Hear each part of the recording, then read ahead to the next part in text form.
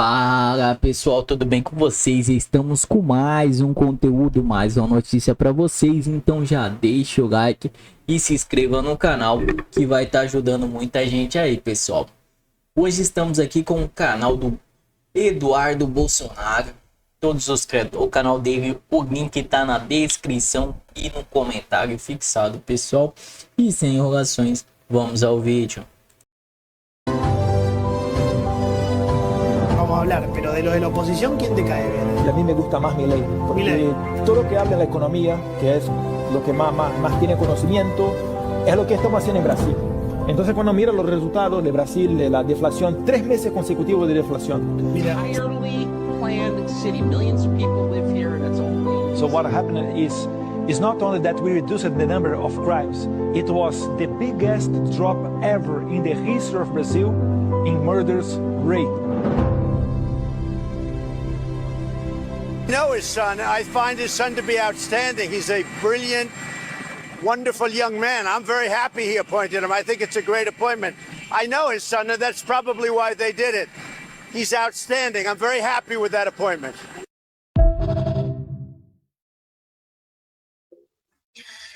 Eu vejo esse vídeo aí, ele não é de hoje, né? Esse vídeo aí tem alguns anos que eu fiz ele.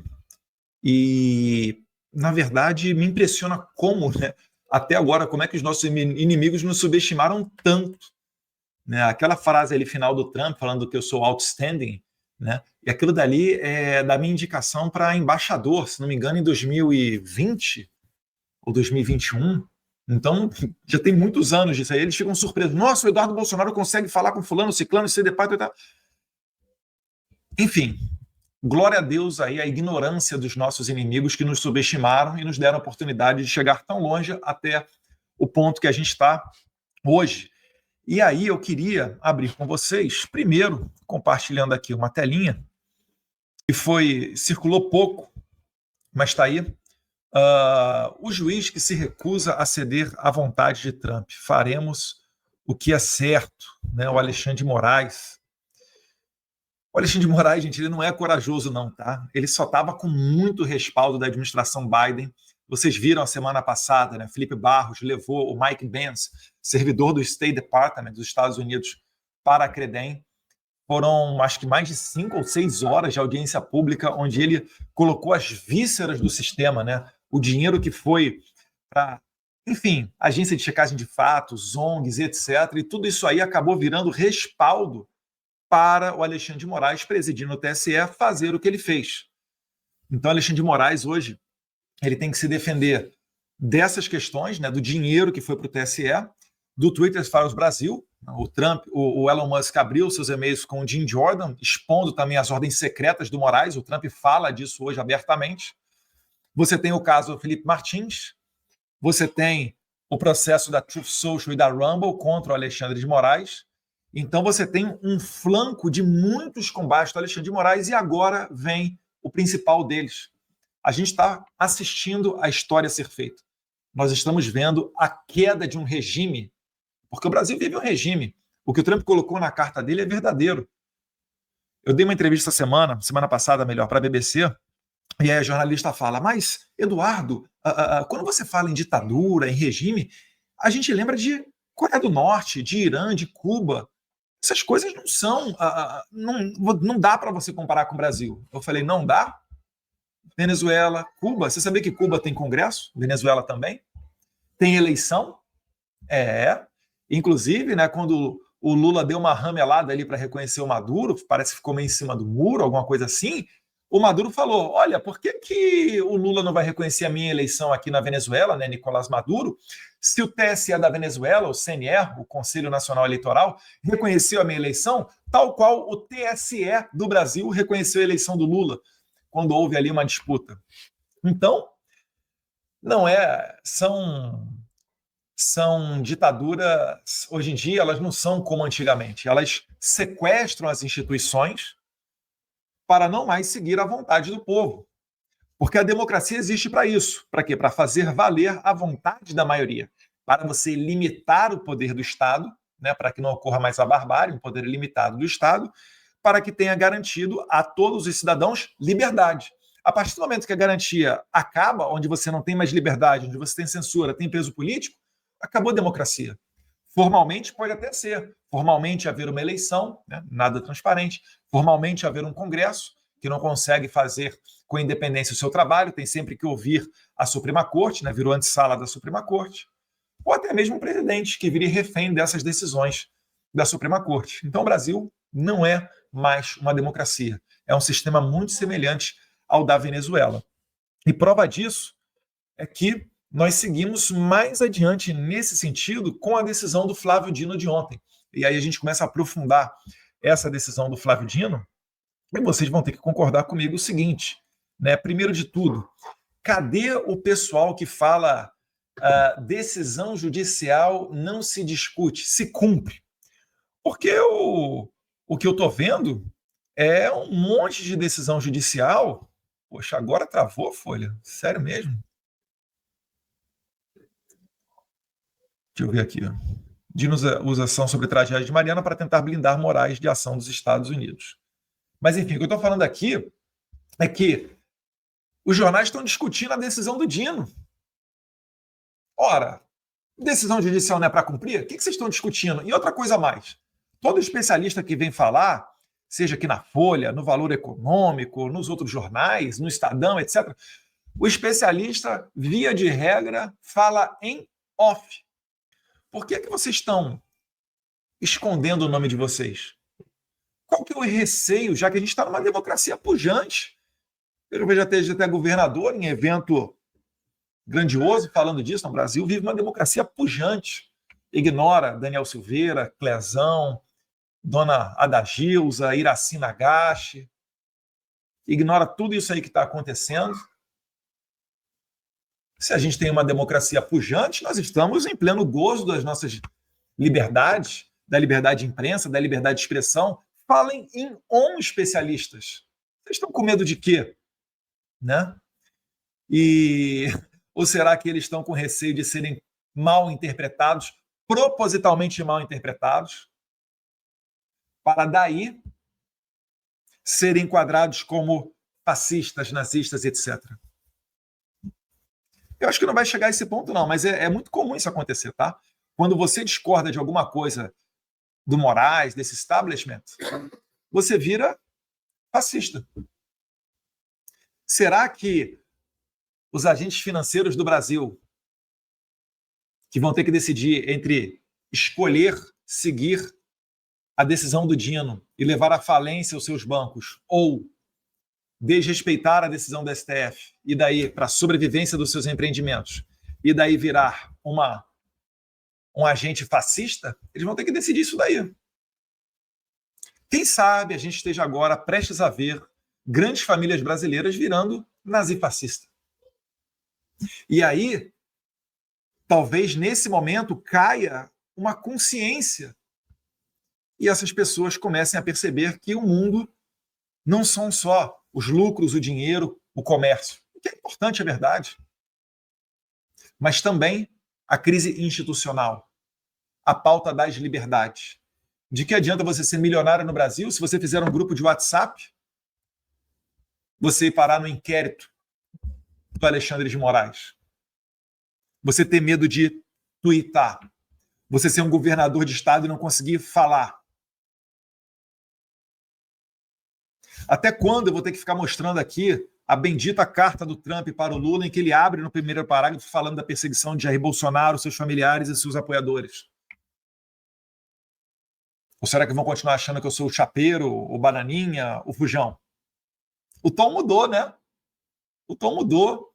Moraes essa semana estava falando, né? Eduardo Bolsonaro azedou a relação com os Estados Unidos. Eu falei, nossa, eu devo ser o cara mesmo, hein? E para manipular tanta gente assim, meu Deus do céu. Ou será que ele é que é um psicopata e não consegue enxergar a realidade para ver que ele foi longe demais? E aí eu trago uma reflexão aqui para vocês, né? Eu vou te explicar por que os bancos vão desrespeitar a decisão do Flávio Dino e vão humilhar o Flávio Dino e vai acabar se concretizando aquela espécie de profecia que eu disse. Falei numa entrevista, né? Para Reuters. O STF vai ter que entender, Ou melhor, alguns ministros do STF terão que entender que eles perderam poder. É preciso dar tempo para que eles possam digerir essa situação, porque eles não estão acostumados com isso. É uma novidade na vida deles. Mas eles vão ter que digerir essa situação, porque os bancos não vão à falência para seguir uma ordem do Moraes ou do Flávio Dino. E aí a opção que eles vão ter de dobrar a aposta é mandar o quê? O Setúbal para a cadeia? O Trabuco? Vão aprisionar os C-levels, os CEO, os CFOs, os bancos? Quando o banco tiver que apertar o Enter para desligar o Moraes da conta bancária, vale a pena até colocar em sigilo o nome do servidor aí do banco de vocês que vai apertar esse botão do Enter, tá? Alô você, se você vai pagar esse pato, não entra de bucha não, tá? Garanta aí o seu anonimato. De preferência criptografia, B2B, sei lá o que você vai usar, blockchain, mas não deixa esses caras saberem que foi você, não. Eu tô te falando, é psicopata.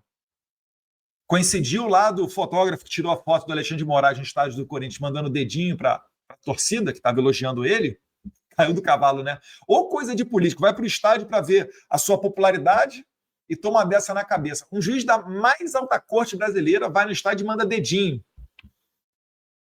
O fotógrafo, que trabalhava há mais de 2 décadas para o Estadão, se não me engano, Estadão, né? Foi demitido. Estadão.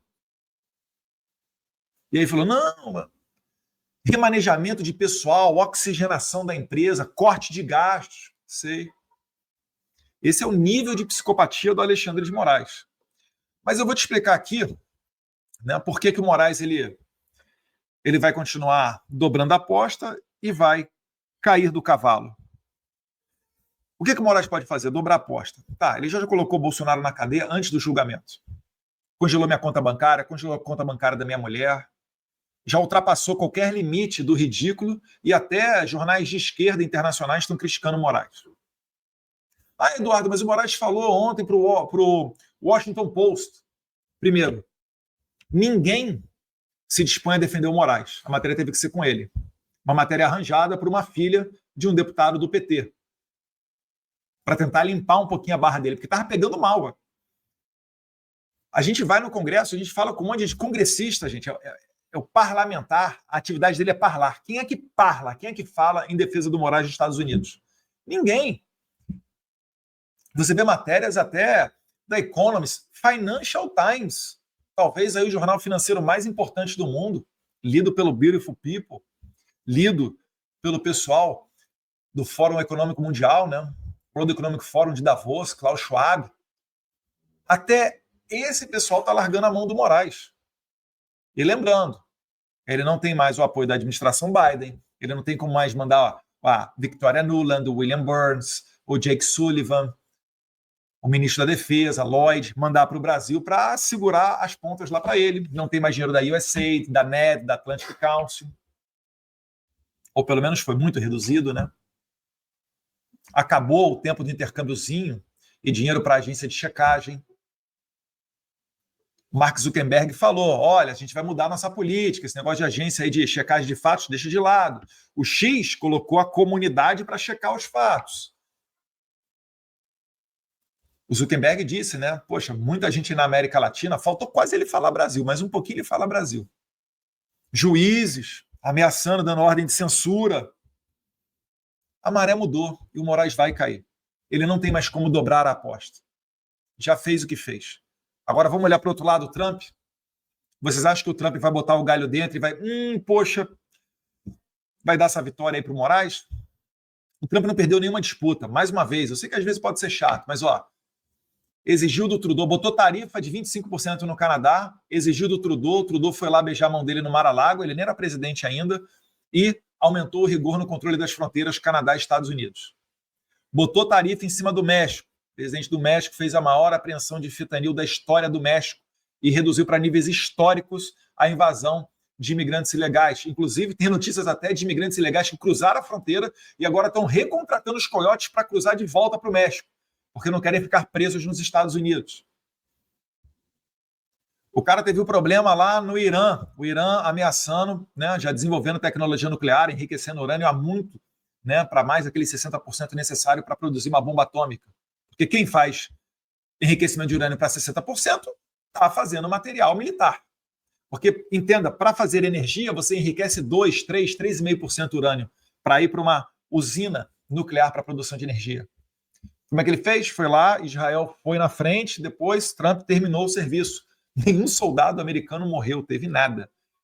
Mandou aqueles aviãozinhos, sabe, aquele B-2, custa não sei quantos bilhões de dólares o avião daquele, com os F-35, resolveu o problema. Está mandando agora uma frota, acho que são 4 mil ou 40 mil homens que ele está mandando lá para o Mar do Caribe. Alguém me ajuda aí nos comentários, por favor. Já aproveita e já melhora o engajamento também. Quanto mais comenta, melhor. Se possível, aperta o botãozinho ali do curtir. Está mandando não sei quantos mil homens lá para o Mar do Caribe. Aí quando chega na vez do Moraes, chega... poxa, ministro Flávio Dino aí, poxa, resolveu tudo, deu uma canetada e acabou com a Magnitsky. Veja só, cara, poxa... É sério mesmo? É por isso que saiu na imprensa que eu e o Paulo Figueiredo a gente estava celebrando, comemorando essa decisão do Flávio Dino. Por quê? Porque ela botou uma faca no pescoço dos poderosos do Brasil. Na verdade, nem uma faca no pescoço. O Dino ele fechou a porta do STF. Os poderosos financeiros do Brasil só têm um caminho a seguir, que é desrespeitar a ordem do Flávio Dino. Mais uma vez, Dino, Moraes vão entender que eles perderam poder. E de quebra, o Dino, que estava muito aí pelas sombras, né, nunca aparecendo muito, o juiz mais novo da corte, ele ainda colocou um alvo gigantesco nas costas dele. Ele ultrapassou todo mundo na fila. Se eu tivesse a dizer que o próximo a sair na Magnitsky, o Dino está ali disputando muito de perto com a esposa do Moraes. Por quê? Porque eu quero? Não. Porque para você aplicar uma lei Magnitsky, você precisa fazer diversos relatórios. Você tem que comprovar, botar o batom na cueca.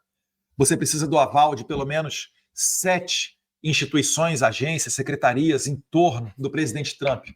Quando você consegue o aval dessas pessoas todas, aí é levado para a mesa do presidente e o presidente decide se vai ser aplicado ou não.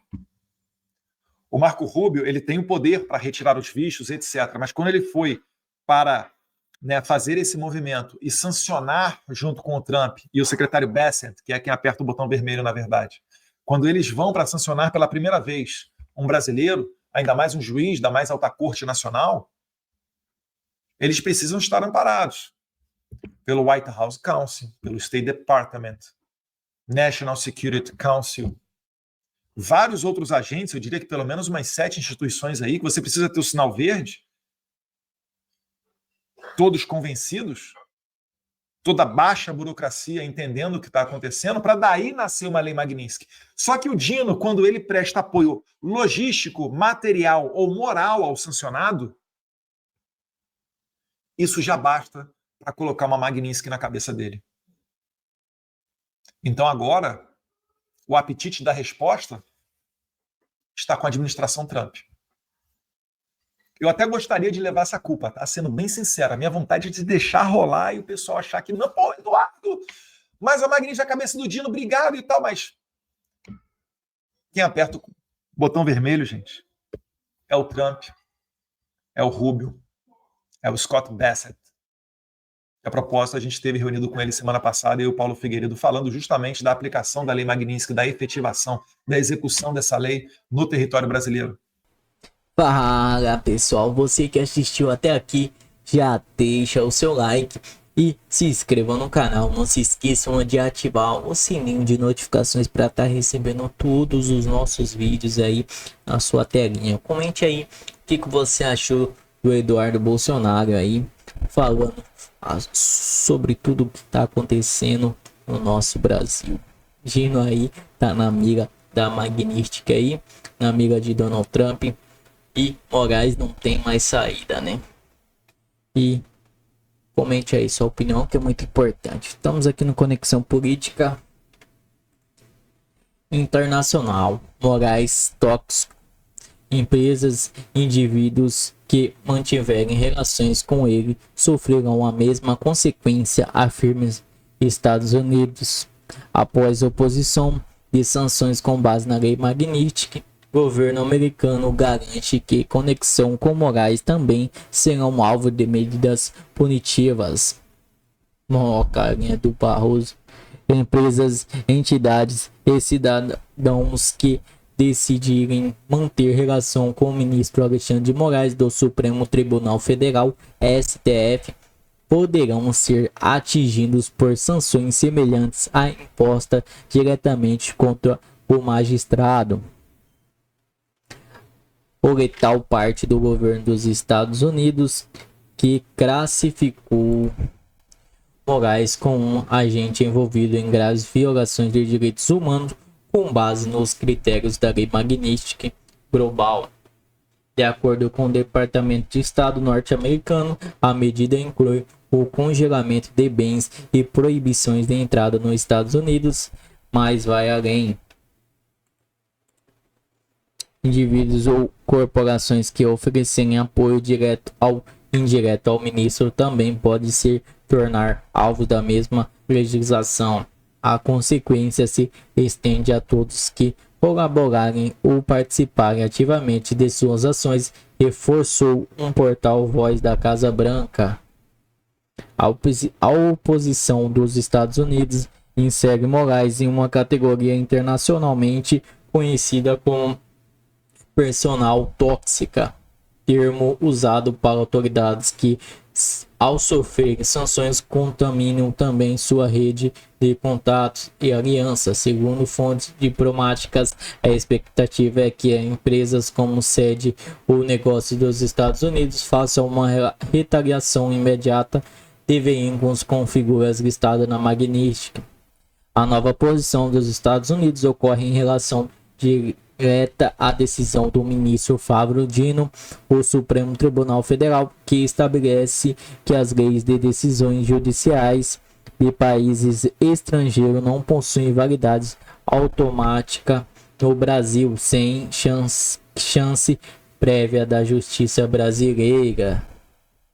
A medida, com efeito vinculante em todo o território nacional, foi interpretada como uma tentativa de blindagem institucional diante as sanções impostas pelo governo americano a Alexandre de Moraes, sem mencionar diretamente a Lei Magnitsky. Dino afirmou que o país tem sido alvo de ameaças externas que visam impor condutas a serem apenas ratificadas pelos órgãos brasileiros. Em resposta quase imediata, os Estados Unidos confrontam diretamente a decisão de Dino ao afirmar que todas as sanções contra Alexandre de Moraes serão mantidas aplicadas independentemente da interpretação da Corte brasileira. Então é isso, pessoal. Esse foi o vídeo. Muito obrigado por assistir até aqui. Não se esqueçam de deixar o like e até a próxima.